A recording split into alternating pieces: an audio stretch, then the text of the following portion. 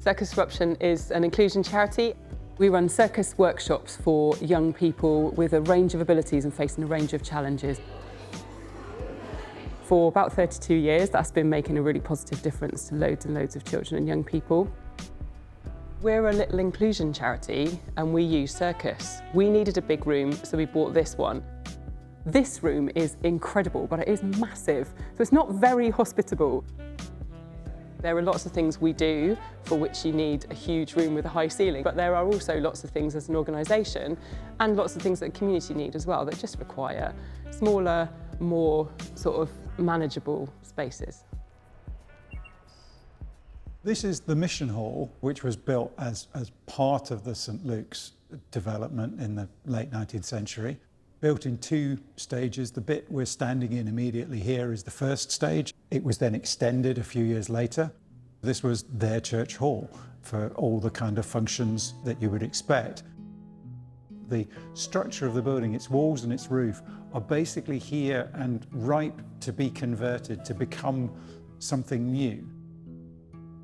What we're planning to do is to create a first floor on half of it, almost like a mezzanine with glazing looking over, and then a double width, sort of double height space in the other half of it. And then underneath that mezzanine then a kitchen and an office space and some storage, and then a little lobby area at the front and some more toilets.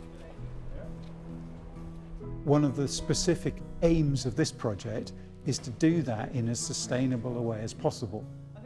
From the very beginning of the design process, we're looking at the materials that are going to be used, how much of it can be done in timber rather than in steel and concrete, because they are inherently better from a sustainability point of view, but it still has to meet the needs of the users, the needs of Circus Eruption, the needs of the community that they intend to work with.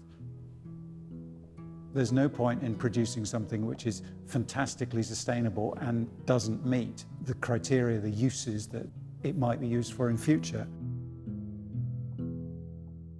In Wales, there's a higher number of pre-1919 buildings than any other part of the UK. Knowing how to restore these spaces is really important rather than using modern interventions which will actually be to the detriment of the buildings and cause a lot more issues.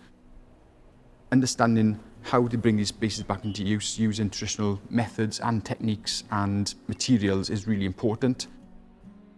Nationally in the UK, but really particularly in Wales as well, there's a shortage of skilled heritage workers to keep these buildings maintained and to bring them back into use when they're disused.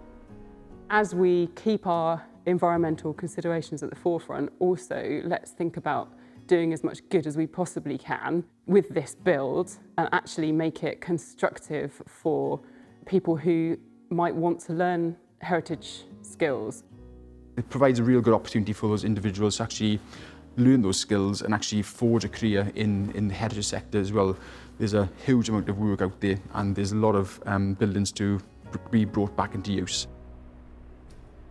Bringing together the conservation of the existing and learning on the job and developing that heritage skills base and the sustainability that in itself brings is a very exciting combination and in my experience almost unique. We've heard a lot from the former congregation about the fun and the centre of their world that this place was, and the community that was around this building, the fun that they had here and all of that stuff. It was really important for them, and it can continue to be that for generations. There's no reason why not. So an investment in this is not just an investment in the legacy and the history of the building, it's a massive investment in the future as well. You know, we are a youth-centred organisation. We're taking what is fundamentally a very sound Victorian building and we are literally breathing new life into it. These are not short-term projects, they are long-term investments. They're investments in the community because there is community engagement here in its construction, in its conversion, but also in its use. It has the potential to be an exemplar project of its type for other people to learn from and other people to build on. The hope for the second space is that it's a really well-used community facility and also a real bonus to us organisationally. You know, there's flexible spaces that we can use for various things. and that the other groups and organisations and individuals in the community can use. It's got to be a win-win, hasn't it?